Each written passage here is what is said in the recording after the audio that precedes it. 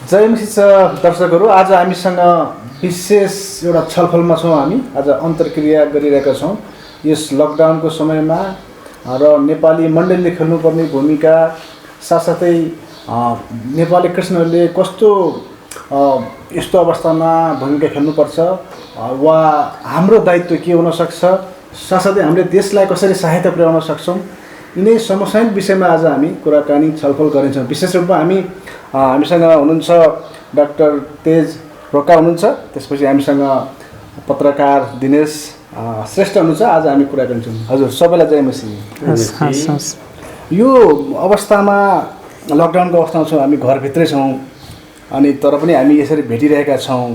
तपाईँको समय कसरी बित्दैछ अहिले?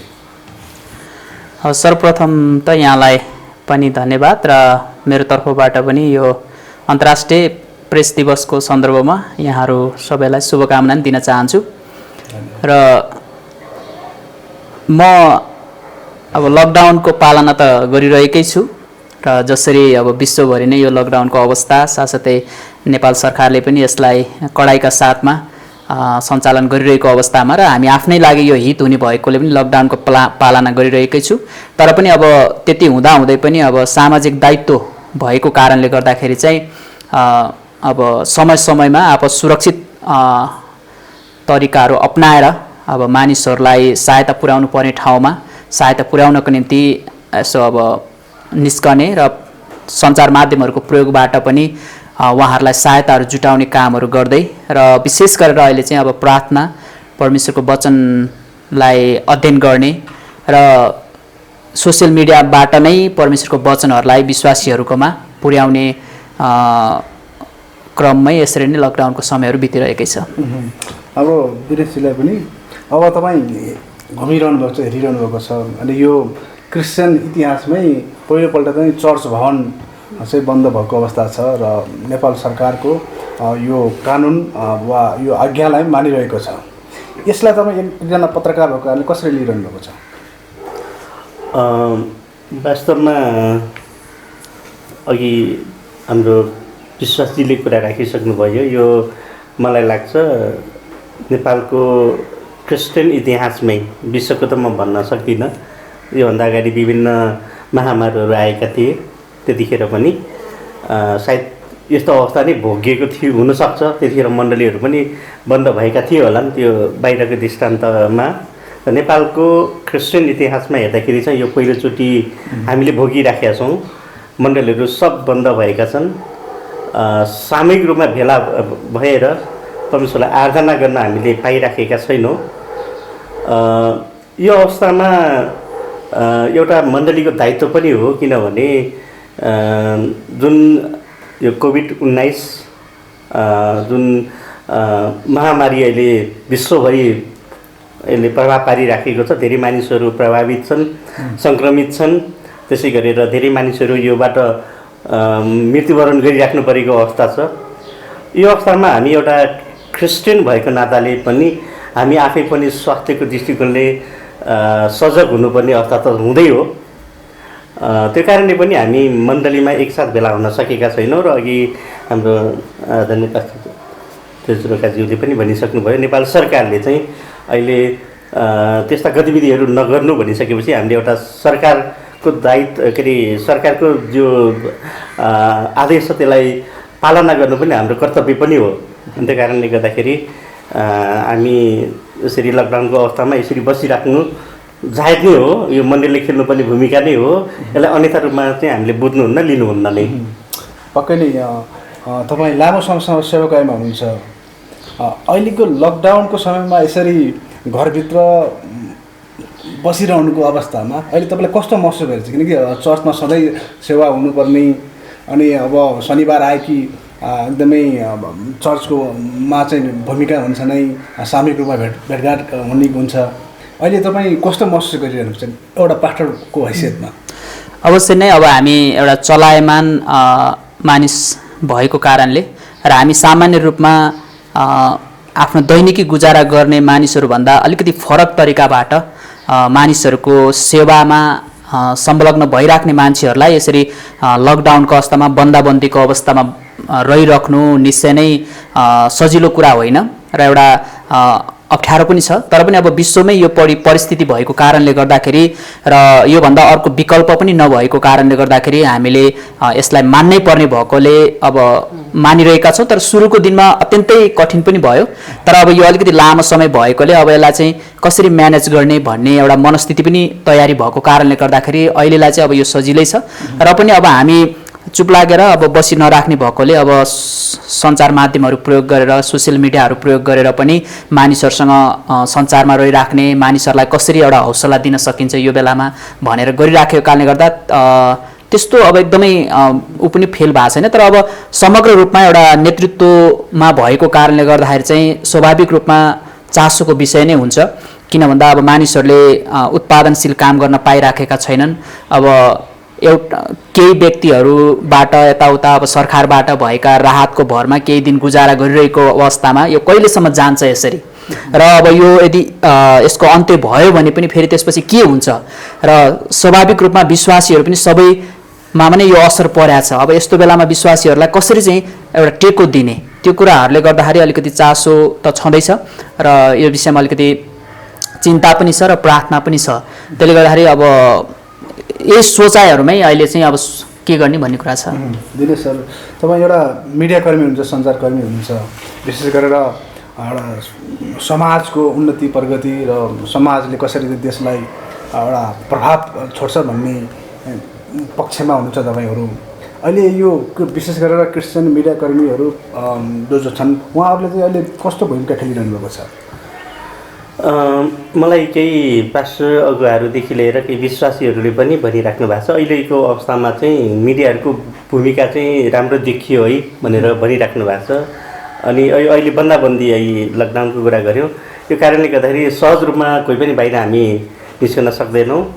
अनि त्यो कारणले गर्दाखेरि चाहेर पनि कतिजना मानिसहरूले पास्टर लिडरहरूले अथवा मण्डलीले राहतको कामहरू गर्न सकिराखेको अवस्था छैन। र पनि यो अवस्थामा जुन क्रिस्चियन मिडियाकर्मीहरूले जुन भूमिका खेलेको छ यो सराहनीय छ भनेर कतिजना मानिसहरूले भनिराख्नु भएको अवस्था छ। त्यो कारणले गर्दाखेरि क्रिस्चियन मिडियाकर्मीले खेल्नुपर्ने भूमिका चाहिँ राम्रै किसिमले निभाएको छ भन्ने चाहिँ मलाई लाग्छ। यता कति कुराहरूमा कमी कमजोरी होलान् होइन, सबै कुराहरू पर्फेक्ट छैनन्। तर पनि अहिलेको अवस्थामा जुन क्रिस्चियन मिडियाकर्मीले जुन भूमिका खेलिराखेको छ त्यो चाहिँ राम्रै छ भन्ने अरू मानिसहरूको चाहिँ धारणा चाहिँ मैले पाइराखेको छु। यसमा मलाई चाहिँ कस्तो लागेको भन्दाखेरि अब मेरो एउटा भित्र कन्सर्न एउटा म हुन त चर्चको पास्टर पनि हो, साथसाथै अब एउटा सामाजिक अभियन्ता पनि हो र साथसाथै अब एउटा अलिकति मानव हितको निम्ति के गर्न सकिन्छ भनेर बढी अलिकति चासो राख्ने व्यक्ति पनि भएको कारणले कहिलेकाहीँ मेरो यसो आफ्नो हेरामी के लाग्छ भने कतै हाम्रो नेपाली इसाई मिडियामा अथवा मिडियाकर्मीहरूको बिचमा अझै पनि केही होइन त्यो के भन्छ खारिनुपर्ने कुरा अथवा परिपक्वतामा आउनुपर्ने कुराहरूको अझै खाँचो हो कि भन्ने पनि लाग्छ कहिलेकाहीँ। अनि कहिलेकाहीँ अझै आफैमा पनि त्यो एउटा व्यक्तित्व निर्माण गर्नलाई अझै जरुरी हो कि कहिलेकाहीँ चाहिँ अब कता कता अब क्रिस्चियन समुदायभित्र पनि हाम्रा मिडियाकर्मीहरू अथवा पत्रकार मित्रहरू अलिकति के भन्छ विभाजित भएको हो कि होइन। अब कुनै एउटा पक्षपट्टि चाहिँ बढी झुकाउ राख्ने, अर्कोपट्टि चाहिँ अलिकति बढी बायस भएको हो कि त्यस्तो पनि फिल हुन्छ। अब जस्तै हाम्रो क्रिस्चियन समुदायभित्र पनि नेपाली क्रिस्चियन समुदायभित्र पनि थुप्रै समुदायहरू छन् होइन, नेतृत्व गर्नेहरू। अब भनौँ न विभिन्न नामबाट अब क्रिस्चियन समाज होला अथवा महासङ्घ होला अथवा अरू विभिन्न संस्थाहरू छन्। अब यो कतिवटा कुराहरू अलिकति समदूरीमा रहेर एउटा चाहिँ स्वच्छ पत्रकारिताको लागि अझै प्रयास गर्नुपर्छ कि जस्तो चाहिँ लाग्छ।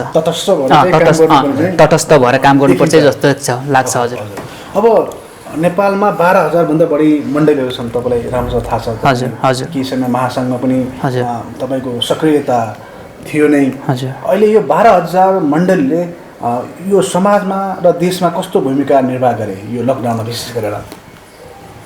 अब मैले सरसर्ती हेर्दाखेरि चाहिँ एक प्रकारले हामी नेपाली क्रिस्चियनहरूले गर्व गर्नुपर्छ एउटा पक्षबाट। किन भन्दाखेरि अहिलेसम्म नेपालको क्रिस्चियन इतिहासमा चाहिँ थुप्रैवटा विपत्तिहरू अथवा द्वन्द्वहरू एउटा एकदमै जटिल अवस्थाबाट पनि देश गएको बेलामा पनि विश्वासीहरू चाहिँ मण्डली भवनमा भेला भएर सामूहिक रूपमा प्रार्थना गर्न सङ्गति गर्नलाई छोडेका थिएनन्। तर अब यो पटक यो जुन अब कोरोना कहरबाट यो जुन भाइरसबाट विश्वव्यापी रूपमा जुन महामारी छ अनि यो अवस्थामा नेपाल सरकारले पनि यसलाई एकदमै गम्भीरताको पूर्वक लिएर जुन लकडाउनको बन्दाबन्दीको नियम ल्यायो अनि यो बेलामा क्रिस्चियनहरू सायद पहिला चाहिँ अब कचोटि बन्द हुँदाखेरि पनि होइन बन्द भएर के हुन्छ र हामी चाहिँ चर्च जानै पर्छ भनेर जसरी पनि जाने गर्थे। तर यो पटक चाहिँ एकदमै सजिलो रूपमा होइन हामी घरमै बस्नुपर्छ भनेर एउटा घरमा बसेर तर घरमा बसेर अब खालि फिल्म मात्रै हेर्ने अथवा टिभी मात्रै हेर्ने फेसबुक मात्रै खेल्ने अथवा अरू कुरा मात्रै गर्ने नभएर घरमै एक प्रकारले यो कता पहिला कतिजना लिडरहरूको चाहना नि थियो घरमा मण्डली हुनुपर्छ भन्ने त्यो खालको पनि पुरा भएको जस्तै प्रकारले घरमै बसेर एउटा देशभरिबाटै एउटा चाहिँ सरकारलाई लकडाउनमा एउटा घरमा बसेर त्यो पालना गरेर सपोर्ट गरेका छन्। अर्कोतिर भने घरैबाट चुप्लाएर नबसेर यो देशको शान्तिको निम्ति यो देशमा चाहिँ यो कोरोना कहरबाट चाहिँ छिटै विजेता होस् भनेर र हाम्रा नेतृत्व शासकहरू जो छन् शासनमा रहनेहरू अख्तियारवालाहरू विशेष गरेर स्वास्थ्यकर्मी सुरक्षाकर्मीहरूको निम्ति निरन्तर प्रार्थना गर्ने चाहिँ मलाई लाग्छ पहिलो नम्बरमै नेपाली इसाईहरू पर्छन् यो बेलामा अनि यो पनि ठुलो सपोर्ट हो। त्यति मात्र होइन नेपाली मण्डली र इसाईहरूले अहिले आफ्नै पनि सधैँ दिने गरेको भेटी दशांशहरू एक ठाउँमा कलेक्सन गर्ने अवस्था छैन होइन। तर त्यति हुँदाहुँदै पनि यो नेपाली क्रिस्चियन चर्चहरूले विश्वासीहरूले चाहिँ विभिन्न प्रकारले ठाउँमा चाहिँ के अरे मानिसहरू जहाँ खाना पाएका छैनन् जसको चुलो निम्न लागेको छ त्यो ठाउँमा चाहिँ सहायता पुर्याउने कामहरू पनि गरिरहेकै छन्। अनि यो कुराहरू बाहिर अब कतिचोटि समाचारमा आएको छैन तर यो व्यापक रूपमा भएको छ। त्यसले गर्दा यो ठुलो एउटा नेपाली क्रिस्चियनहरूले नेपाल सरकारलाई यो महामारीको बेलामा यो सङ्कटको बेलामा चाहिँ ठुलो साथ दिएको छ भन्ने चाहिँ मेरो बुझाइ हो। तपाईँ अब इन्टरनेसनल मिडियाकर्मीको चाहिँ महासचिव हुनुहुन्छ होइन। अब यसलाई चाहिँ तपाईँले कसरी हेरिरहनु भएको छ किन तपाईँको त अब सञ्जाल विभिन्न देशमा छ त्यहाँका मानिसहरूले नेपाली मण्डलीको भूमिकालाई कसरी हेरिरहेका छन्? होइन नेपाली मण्डलीले उहाँले भनिसक्नुभयो यो बेलामा भूमिका त खेलेकै छ मण्डलीले होइन। अब आफ्नो मण्डली वरिपरि त्यस्तो व्यक्तिहरू छन् भनेदेखि त्यस्तो व्यक्तिलाई सहायता गरेको छ। त्यो स्थानीय मण्डलीले त्यो भले न्युजमा आएन होला समाचार बनेन होला तर वरिपरि आफ्नो चर्च वरिपरि भएका निम्न आय भएका जसले चाहिँ दैनिक गुजारा गर्न गाह्रो भएको छ यो लकडाउनले गर्दाखेरि त्यस्तो व्यक्तिहरूलाई राहत पुगेको छ नै होइन। र अर्को कुरा चाहिँ भन्नुपर्दाखेरि मण्डलीले गरेको छ नगरेको होइन तर जति भूमिका खेल्नु पर्ने त्यो अझै नपुगेको हो कि भन्ने चाहिँ महसुस यता कतै चाहिँ सुनिएको हो होइन नसुनेको होइन। कति ठाउँमा चाहिँ होइन यस्तो बेलामा मण्डलीले राहतका कामहरू गर्न सक्छ। इभन कतिजना एउटा मिडियाकर्मी भएपछि त्यस्तो कुराहरू आउँछन् हाम्रो मण्डलीले चाहिँ राहतको काम गरेन हामी जस्तो भनौँ न दैनिक कमाएर खाने हामी जस्तो विश्वासीलाई चाहिँ गाह्रो भएको अवस्था छ है भन्ने कुराहरू हामीलाई आउँदाखेरि अलिकति नमजा पनि लाग्दो रहेछ कि किनकि यतिखेर चर्चले आफ्नो विश्वासीको कस्तो अवस्था छ भन्ने त त्यो मण्डलीको अगुवाईलाई थाहा छ होइन त्यहाँको पास्टरलाई थाहा हुन्छ। त्यो अवस्थामा चाहिँ मण्डलीले केही न केही सबै मण्डलीले होइन केही मण्डलीले गरेको छ मैले सबै मण्डलीलाई हालेको छैन त्यताको टोकरीमा केही मण्डलीले गरेर पनि अझै केही मण्डलीहरूको त्यस्तो गुनासोहरू सुन्नु पर्दाखेरि चाहिँ अलिकति दुःख पनि लाग्दो रहेछ। एउटा सञ्चारकर्मी होइन एउटा मिडियामा काम गर्ने मान्छे भएको नाताले त्यो सुन्दाखेरि चाहिँ अलिकति मण्डलीले आफ्नो मण्डलीले गर्दै भए कति राम्रो हुन्थ्यो यति बाहिर होइन अब हामीले पाएनौँ भन्ने आवाज चाहिँ सुन्नु नपरे हुन्थ्यो भन्ने चाहिँ लाग्दो रहेछ। अब यसमा चाहिँ मलाई कस्तो लाग्छ भने अझै उहाँको कुरामा थप्दै गर्दाखेरि चाहिँ अब अन्तर्राष्ट्रिय रूपबाट पहिला अरू विपत्तिहरू हुँदाखेरि जस्तै भुइँचालो जाँदा अथवा अन्य अरू प्राकृतिक प्रकोप हुँदाखेरि चाहिँ अन्तर्राष्ट्रिय रूपबाट थुप्रै प्रकारले सहयोगी हातहरू अगाडि आउने सहज अवस्था थियो। तर अहिले त के भएको छ भने अब लगभग अहिले 211वटा भन्दा बढी देशहरूमा यो महामारी छ अनि प्राय अब नेपाली भाषीहरू जुन ठाउँहरूमा जुन अलिकति समृद्ध मुलुकहरूमा छरिएर रहनु भएको छ त्यो ठाउँहरूमा नि व्यापक रूपमा झनै योभन्दा पनि ठुलो होइन महामारी छ। अनि त्यसले गर्दा अब त्यहाँ पनि कामहरू बन्द भएको छ आम्दानी छैन। त्यसले गर्दा सजिलो रूपबाट अहिले अन्तर्राष्ट्रिय रूपमा रहेका नेपाली भाषीहरूबाट सहायताको हातहरू चाहेर पनि आउन सक्ने अवस्था छैन, किन भन्दा अहिले अब सबै कुराहरू बन्द भएको अवस्थामा ट्राभल यात्राहरू पनि गर्न नसक्ने अथवा कुनै पनि प्रकारको ट्रान्जेक्सन हुन नसक्ने र उनीहरू आफै पनि सङ्घर्ष गरिरहेको बेलामा त्यो छैन। तर यहीँभित्र पनि अब मैले देख्दाखेरि र म आफै पनि सहभागी भएको कारणले गर्दाखेरि आफू समस्यामा हुँदाहुँदै आफू पनि त्यो एउटा जोखिममा हुँदाहुँदै आफ्नै लागि पनि सहायता चाहिने अवस्था हुँदाहुँदै पनि नेपाली क्रिस्चियनहरूले यो क्रिस्चियन अथवा यो नन क्रिस्चियन भनेर नछुट्याइकन इभन थोरै थोरै पैसाहरू पनि भएको पैसाहरू पनि पास्टर अगुवाहरू विश्वासीहरूलाई एउटा उत्प्रेरित गरेर जम्मा गरेर सरकारको विभिन्न निकायको राहत कोषमा दिने कामहरू पनि भइरहेकै छ ठाउँ ठाउँमै हैन। यस्तै म आफै सहभागी भएको ठाउँमा पनि हामीले भर्खरै स्थानीय तहमा नगरपालिकामा हामीले गएर जम्मा गरेका छौँ भने अरू विभिन्न हैन क्षेत्रहरूमा प्रदेशहरूमा त्यो कुरा गरिएको छ।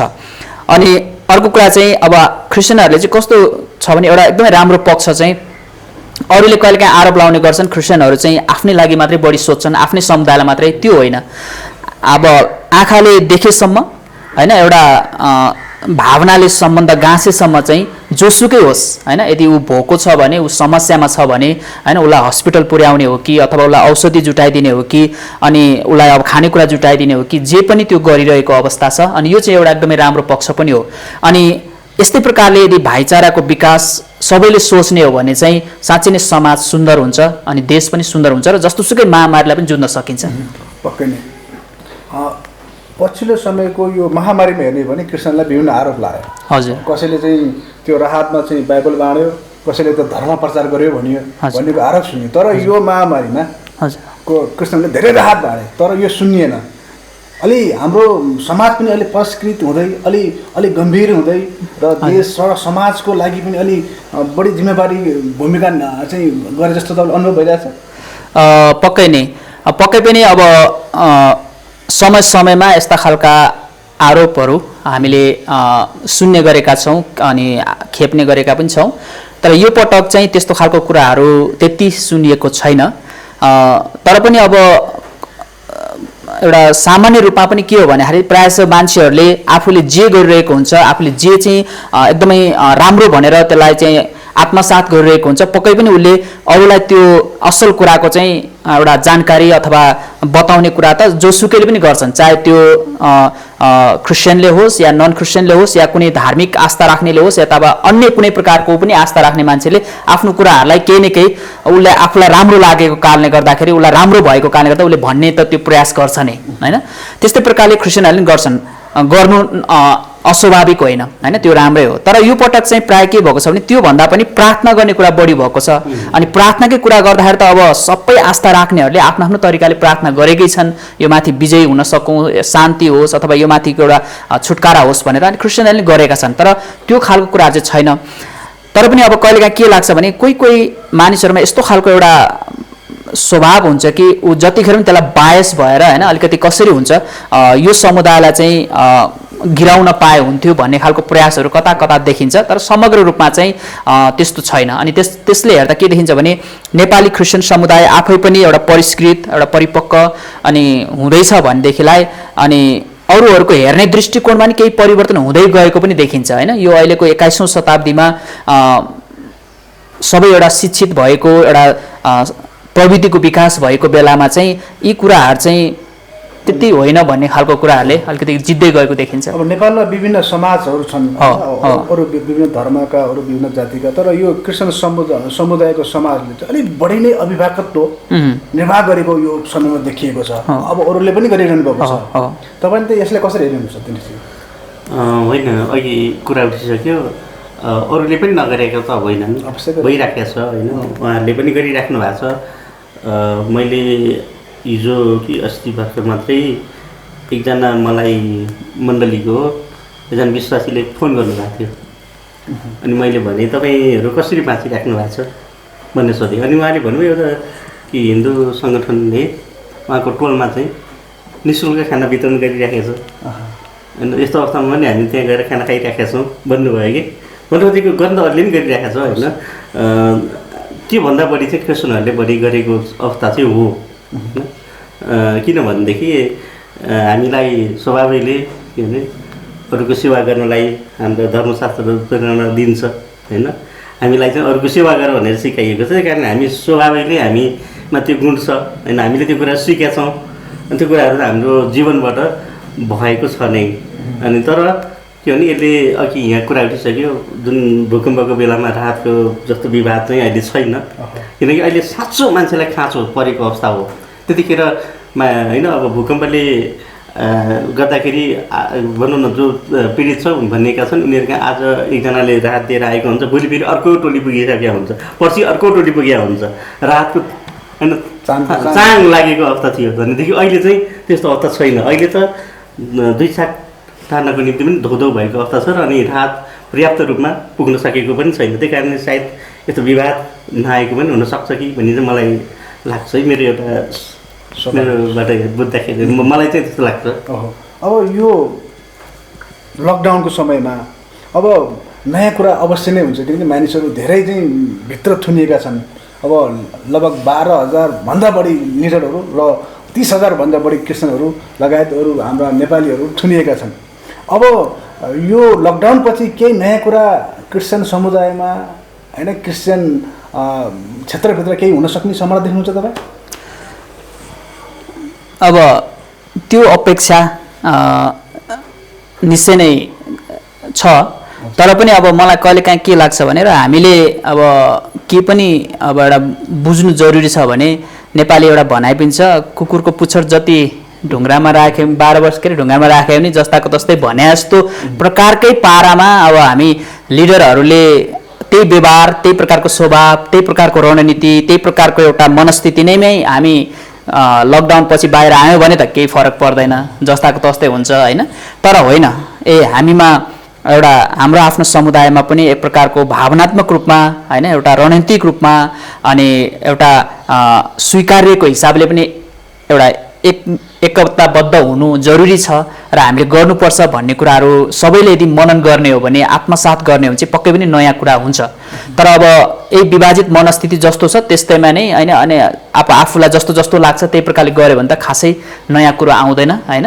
त्यसैले मेरो प्रार्थना, मेरो एउटा सल्लाह अथवा मेरो आह्वान पनि के छ भने हामीले अब अलिकति फरक तरिकाले सोच्नुपर्छ, किन भन्दा ग्लोबली पनि अब मान्छेहरूले फरक तरिकाले सोच्छन्, आर्थिक हिसाबले पनि, सामाजिक हिसाबले पनि, इभन अब हाम्रो आस्थाको अभ्यास गर्ने तौर तरिकाहरूमा पनि नयाँ तरिकाले सोचहरू आउँछ। त्यसले गर्दा हामीले केही न केही नयाँ सोचमा आउनुपर्छ भन्ने मेरो चाहिँ विचार हो। अलिकति थप्नु मन लाग्यो है यसमा। केही समय अगाडिसम्म कतिजना पास्टरहरूले के हुनुहुन्थ्यो नि, हामी सामाजिक सञ्जालमा बढी एक्टिभ हुनु हुँदैन, क्रियाशील हुनु हुँदैन भन्नुहुन्थ्यो। बाइबल अध्ययन गर्नुपर्छ होइन, बाइबल अध्ययनलाई होइन भनौँ न प्रायोरिटी दिनुपर्छ। चर्चमा मोबाइलमा भएको बाइबल प्रयोग गर्ने होइन, हामी किताबमै भएको बाइबल चाहिँ प्रयोग गर्नुपर्छ भन्नुहुन्थ्यो। र अहिले के भयो भनेदेखि यो लकडाउनले आज तिनै पास्टरहरूलाई सामाजिक सञ्जाललाई प्रयोग गर्दै होइन भन्नु सही किसिमले वचन प्रचार गर्ने अनि विश्वासीहरूसँग एउटा सङ्गति गर्ने मेलो बनाएको छ होइन। जस्तो कि फेसबुक भयो, जुम भयो, विभिन्न होइन म्यासेन्जरहरू ग्रुप भयो, त्यसबाट चाहिँ सङ्गति गर्ने अवसर भइराखेको छ। त्यही यो एउटा अवसर हो होइन। हामीले चाहिँ मैले चाहिँ भन्न चाहेको कुरा चाहिँ के भनेदेखि हामीलाई जुन टेक्नोलोजी छ त्यसलाई चाहिँ राम्रै किसिमले प्रयोग गऱ्यो भनेदेखि जस्तो त्योबाट परमेश्वरको महिमा हुने रहेछ नि त। अनि यो कुरा चाहिँ अहिलेको मण्डलीले सिकेको छ। त्यही कारणले भविष्यको दिनमा अब के हुन्छ हामी त भन्न सक्दैनौँ अहिले, तर पनि हामीले चाहिँ जुन रोल होइन अहिले हामीले मण्डलीले खेलेको छ, आगामी दिनमा निश्चय नै हामीले पहिला जसरी सङ्गति गऱ्यौँ, जुन तरिकाबाट होइन सेवा सङ्गति हुन्थ्यो त्यो अवस्था नहोला अथवा फरक किसिमले जाला।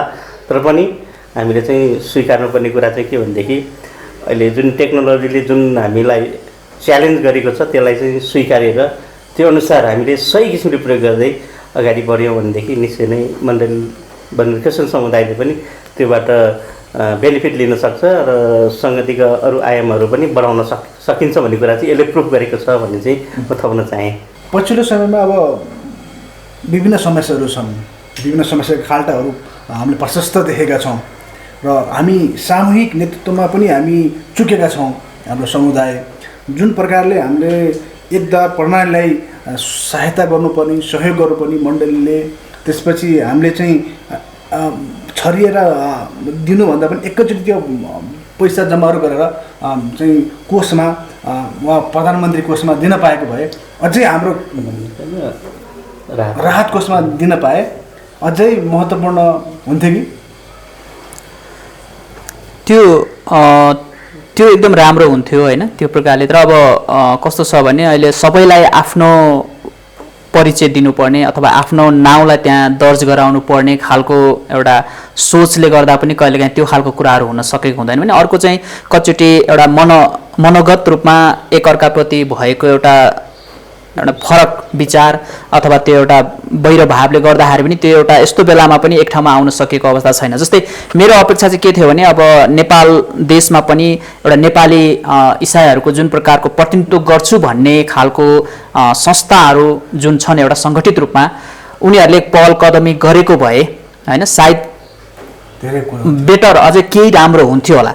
अब जस्तै राहत कोषमा दिने एउटा कुरा भयो होइन, त्यो राहत कोषमा दिने एउटा कुरा भयो भने अरू तरिकाबाट पनि जस्तै अरू सङ्घ संस्थाहरूले गरिरहेका छन् नि त होइन, सञ्चार माध्यममा नि कतिवटा टेलिभिजनहरूले होइन त्यहीँबाट एउटा अभियान चलाएर होइन धेरैलाई त्यो एउटा एकदम सूक्ष्मभन्दा सूक्ष्म होइन धेरैले पुग्न नसकेको एउटा ठाउँमा उनीहरू पुग्न सकेको अवस्थाहरू छ।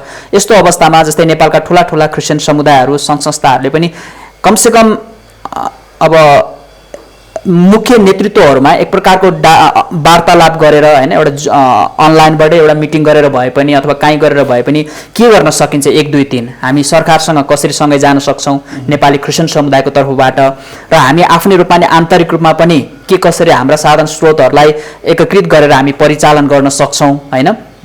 र अब यो अहिलेलाई खानेकुराहरूको रासनको कुरालाई टार्ने कुरा एउटा छ भने त्यसपछि पनि फेरि लगत्तै हाम्रो नेपाली इसाई समुदायमा आउने जुन प्रकारको आर्थिक भार छ समस्या छ अब त एउटा ग्रासरुटमा भएका विश्वासीहरूको अवस्था जुन छ एउटा दैनिक रूपमा ज्यालादारी गरेर गुजारा गर्ने तिनीहरूको लागि चाहिँ के प्याकेज ल्याउन सकिन्छ होइन भन्ने कुराहरूको बारेमा पनि छलफल गरेको भए गर्न सक्यो भने अझै राम्रो हुन्छ जस्तो पनि लाग्छ।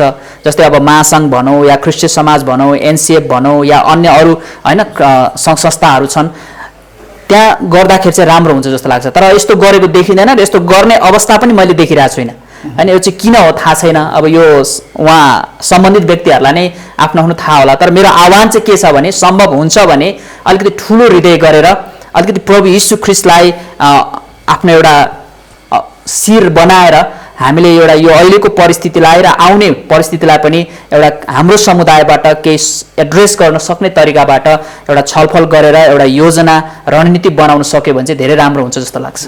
तपाईँले अलिकति यो के छ यो विषयमा बोलिदिनु पऱ्यो भने कुन समुदायले कुन समस्या अहिले तपाईँले विभिन्न राहत पनि हिँडिरहनु भएको छ, तपाईँ आफै प्रत्यक्ष पनि राहतमा हुनुहुन्छ, ठ्याक्कै समस्या केमा रहेछ र कहाँ चाहिँ हामीले त्यो हमर हाल्नुपर्ने हो?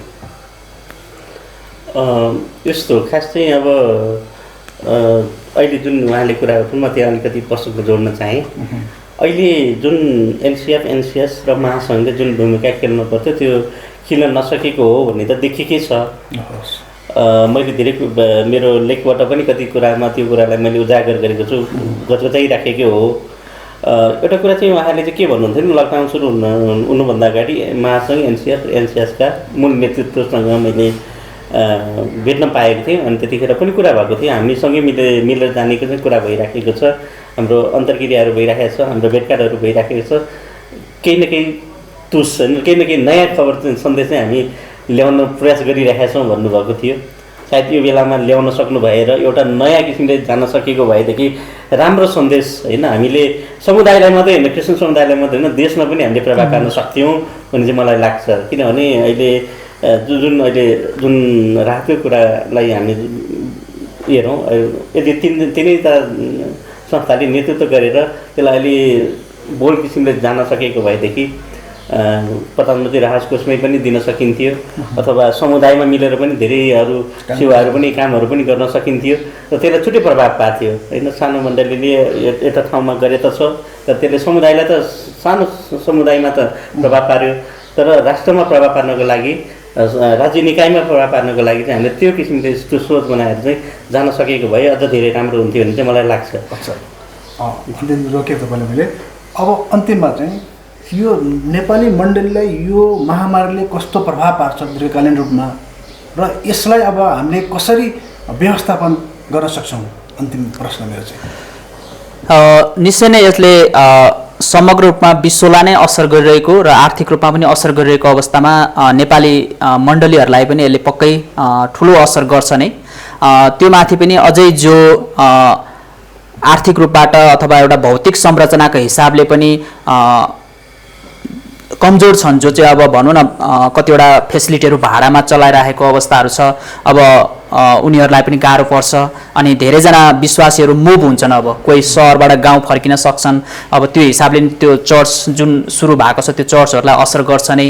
अब आर्थिक रूपमा नि धेरैको अब सानोतिनो व्यवसाय गर्नेहरूको सबै बन्द भएको छ। अब त्यो रिकभर गर्नै गाह्रो हुन्छ। उनीहरूसँग अलिअलि भएको पैसा पनि उनीहरूले चाहिँ अब अहिलेको यो परिस्थितिमा उनीहरूले सकेको अवस्था छ होइन। त्यसले गर्दा यसले चाहिँ आर्थिक रूपमा नि धेरै ठुलो फरक पार्छ र अब विश्वासीको जीवन कमजोर, आर्थिक अवस्था कमजोर हुने बित्तिकै पक्कै पनि मण्डलीको कमजोर नै हुन्छ। त्यसले गर्दा यस्तो बेलामा चाहिँ अब अलिकति राष्ट्रिय लेभल स्तरबाट नै राष्ट्रिय नेतृत्वहरूले नै अलिकति ठुलो हृदय गरेर रणनीतिक रूपमा चाहिँ योजना बनाएर समग्रमा यो संस्था त्यो संस्था यो डिनोमिनेसन सम्प्रदाय नभनिकन अथवा यो हामीसँग सदस्य छ यो त्योसँग छ अब त त्यसको नेतृत्व छ भन्ने कुरा नगरिकन समग्र नेपाली इसाई समुदायलाई एउटा समन्वय गर्ने हिसाबले, ठिक छ आफ्नो आफ्नो संस्थाहरू छ, महासङ्घ, समाज, एनसिएफ अथवा सारा मिसन अथवा जेसुकै भने तापनि आफ्नो आफ्नो छ, तर त्यहाँबाट पनि एउटा समन्वय गरेर चाहिँ एउटा केही त्यस्तो भन्छ नि एउटा राष्ट्रिय रूपमा नेपाली इसाईहरूको एउटा उच्च स्तरीय एउटा समन्वय समिति जस्तो बनाएर त्यसले पहल गरेर चाहिँ अनि अब अहिले राहत दिने कुरा एउटा छ भने त्यसपछि अब राहतपछि पनि कसरी उत्पादनशील क्षेत्रमा चाहिँ विश्वासीहरूलाई सहभागी गराउने र जसले गर्दाखेरि चाहिँ उनीहरू राष्ट्रिय रूपमा पनि एउटा आर्थिक रूपमा पनि एउटा सहभागी हुन्छन् भन्ने कुराहरू पनि छ। जस्तै अहिले अब सरकारले ल्याइरहेछ, सुरु पनि भइसक्यो, अब जमिन कहीँ पनि बाँझो नराख्ने भन्ने कुरा छ होइन। प्राय क्रिस्चियनहरू सहरमा आएर बसोबास गरेका छन्, अब उनीहरूकै जमिन पनि गाउँमा बाँझो छ, त्यसैले गर्दा त्यो जमिन धरापमा पर्न सक्छ। त्यसले गर्दा अब उनीहरू गाउँ फर्किनु पर्ने हो कि फर्केर त्यो अब होइन खेती होइन जमिनलाई चाहिँ उत्पादनशील कसरी बनाउने हो त्यो हिसाबले चाहिँ सरकारले नि एउटा प्याकेज त ल्याउला, तर क्रिस्चियन समुदायले पनि त्यस्तै खालको अब पहिला थुप्रै यहाँ सुनिन्थ्यो नि होइन, माइक्रो बिजनेसदेखि लिएर के धेरै खोइ सफल भएको त्यति उदाहरणहरू धेरै देखिँदैन। अब यो बेलामा चाहिँ त्यस्ता माइक्रो बिजनेस के अथवा कसैले डोनेट गरेर मात्रै गर्नुभन्दा पनि हामीसँगै भएका सानातिना साधन स्रोतहरूलाई चाहिँ बटुलेर एउटा अलिकति प्रभावकारी रूपमा चाहिँ त्यस्तो खालको कुराहरू गर्न सक्यो भने त्यो पनि राम्रो हुन्छ। र म चाहिँ आह्वान के गर्छु भने राष्ट्रिय रूपमा नि सबै क्रिस्चियन लिडरहरूले यति बेला एकीकृत हुनुपर्छ, एउटाले अर्कोलाई स्वीकार गर्नुपर्छ, सम्मान गर्नुपर्छ र विश्वभरिबाट पनि अन्तर्राष्ट्रिय रूपमा पनि विशेष गरेर एक प्रकारले प्रार्थनासहित दबाब पनि दिनुपर्छ। नेपालका क्रिस्चियनहरू अब फुटेर होइन जुटेर चाहिँ यो महामारीलाई चाहिँ चिर्नुपर्छ र हामी पनि साथमा छौँ, तर यदि जुट्न सकिएन भने चाहिँ हामी सबैलाई नै यसले हानि पुर्याउँछ, हामी नोक्सानमा पर्छौँ भन्ने कुरा चाहिँ सन्देश दिनुपर्छ जस्तो लाग्छ। अन्तमा भन्नुपर्दाखेरि जुन अहिले कोभिड-19 कोरोनाको कारणले गर्दाखेरि सबैलाई असर गरिराखेको छ, निश्चय नै तपाईँलाई पनि असर गरेको छ, मलाई पनि असर गरेको छ। त्योभन्दा पनि ठुलो चाहिँ के भनेदेखि हामी प्रभुका जनहरू हौँ होइन, हामीसँग जे छ त्यसलाई बाँडचुँड गरेर खान हामीले सिकेका छौँ, हामीले दिन सिकेका छौँ।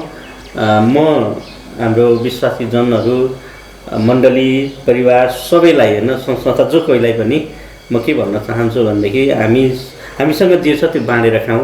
यो विपदको अवस्थामा हामी सबै बाँच्नु परेको छ।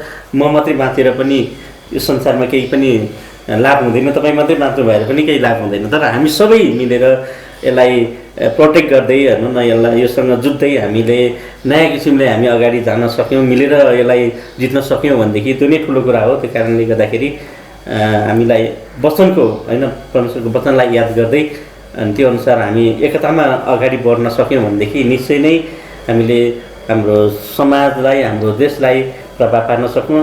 किनकि हामीले परमेश्वरको प्रेमलाई जब हामी लिएर हिँड्छौँ अनि त्यो अनुसार हामी अगाडि बढ्छौँ, निश्चय नै त्यसले देशमा समाजमा परिवर्तन त ल्याउँछ नै।